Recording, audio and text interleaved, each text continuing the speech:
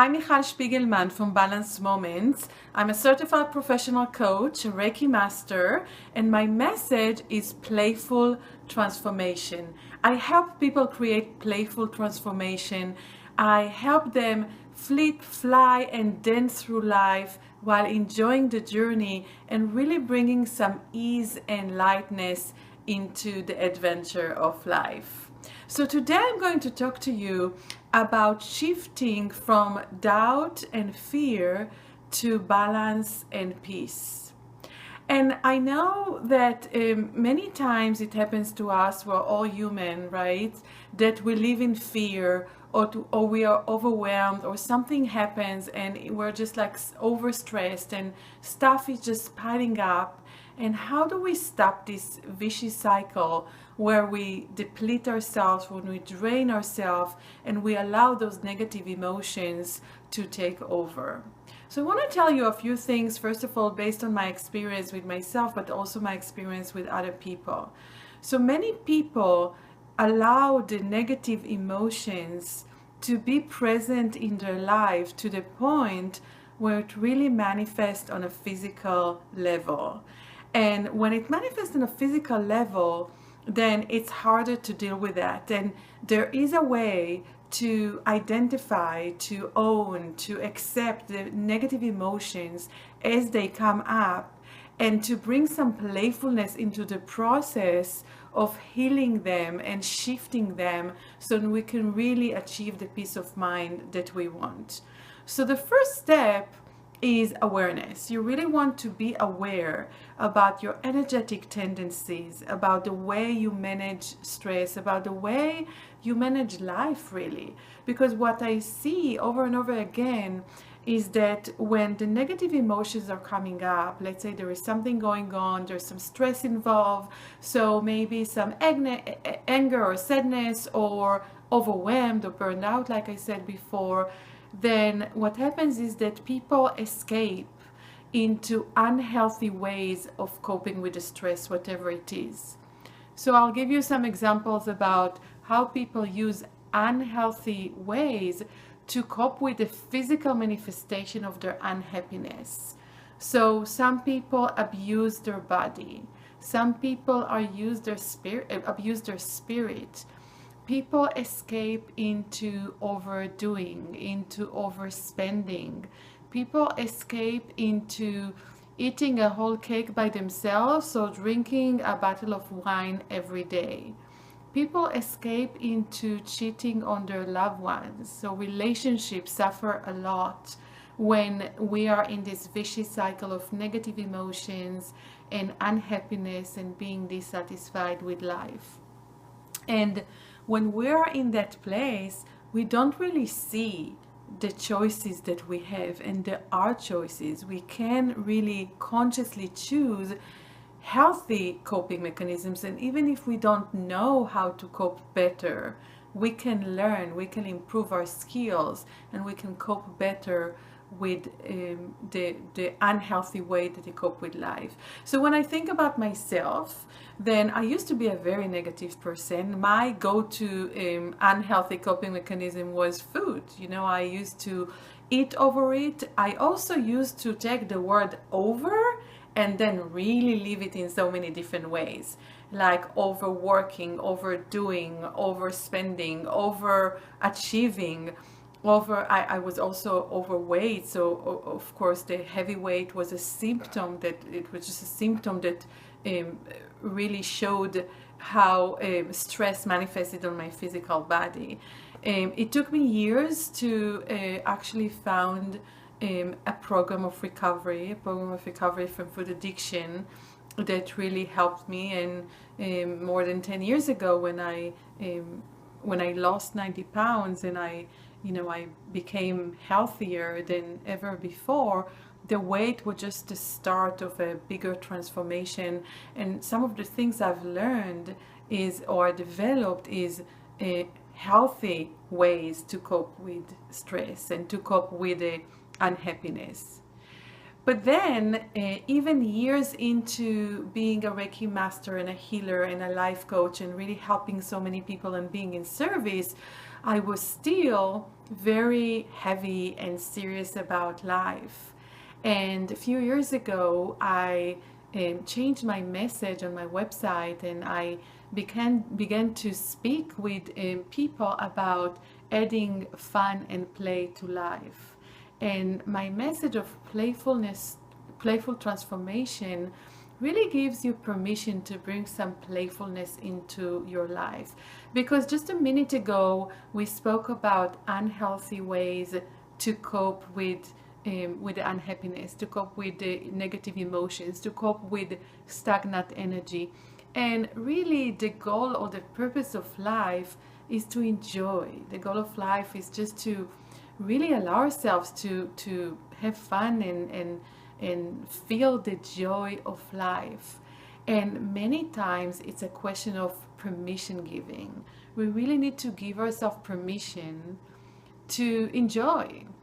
We really have to give ourselves permission to pause, to take a break, to stop the overdoing, like to take all the over words that are, starting all those adjectives of like overdoing, overspending, over booking, over scheduling, all the over, to take all those words, all the over, and to identify what are some healthier ways that we can live our life by.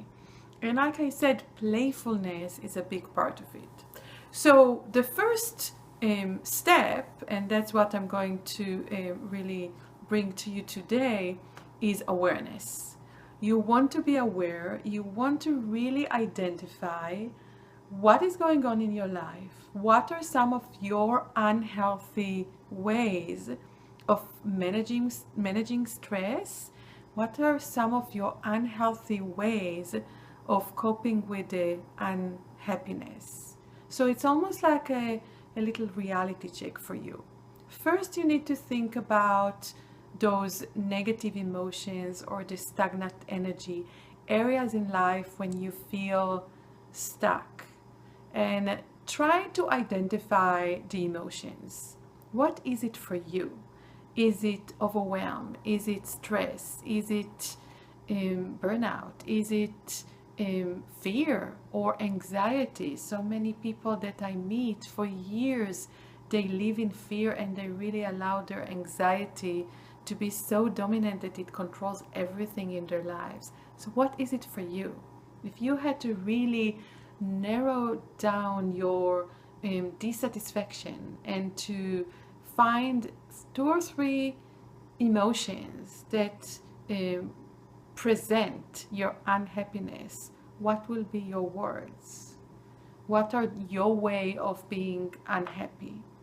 And then once you realize what kind of negative or negative emotions or stagnant energy you experience, then you also want to look at your unhealthy ways of coping. So what is it for you? What are you escaping for?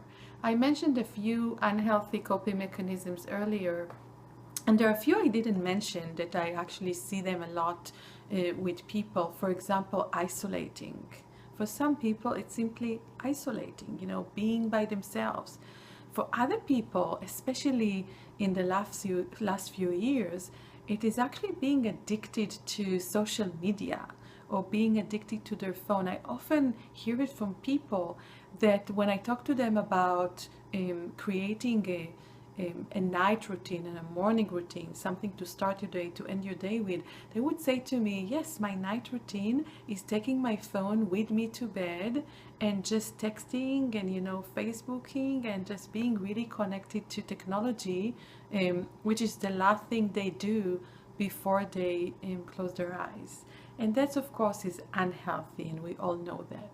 So identifying, and that's what you want to do now, what are you unhealthy habits or unhealthy ways to manage life and to deal with stress? So far we said awareness is the first step. First, you want to identify your negative emotions or your stagnant energy. Where is it? Where do you see that you're stuck? Then you want to also identify what are your ways of coping with the stress and with the negative emotions in an unhealthy way. So then once you have identified all that, then you are ready with this new level of awareness to start making different choices. And I am going to continue and teach you and share with you some practical ways to really shift from the unhappiness, from the stress, from the overwhelm, from the fear, to balance and harmony and to peace. But even before I shared with you some strategies, your awareness should really help you to start shifting your energy. And I mentioned before a morning routine and an evening routine. I love how Louise Hay said, how you start your day is how you live your day.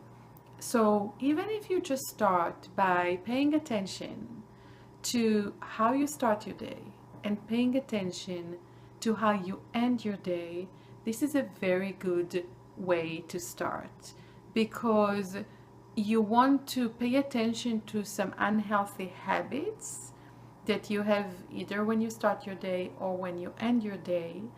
And then when you identify those, decide where do you want to start, because you really want to start with some simple steps or simple actions that you're taking to change your habits to healthier ones. And you don't want to get overwhelmed by this process. Remember, we want to bring some fun and play into the process. So you want to make it very realistic. So once you've identified some of your unhealthy habits, where would you like to start? Would you like to start with your morning routine? Would you like to start with your night routine?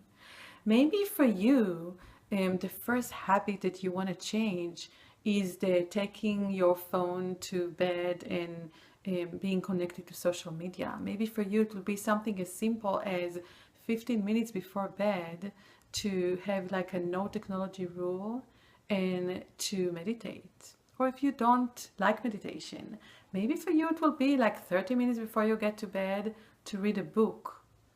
That's how you want to start. But once you have identified if you want to start with your night routine or with your morning routine, commit. Decide what is the habit you want to change. Decide what habit you want to develop to replace the unwanted habit. And start with one habit. Start with one thing that you want to change. And it can be very simple again. And do it for 2 weeks or 3 weeks until you are consistent with that. And while you're consistent with that, then start working on another habit.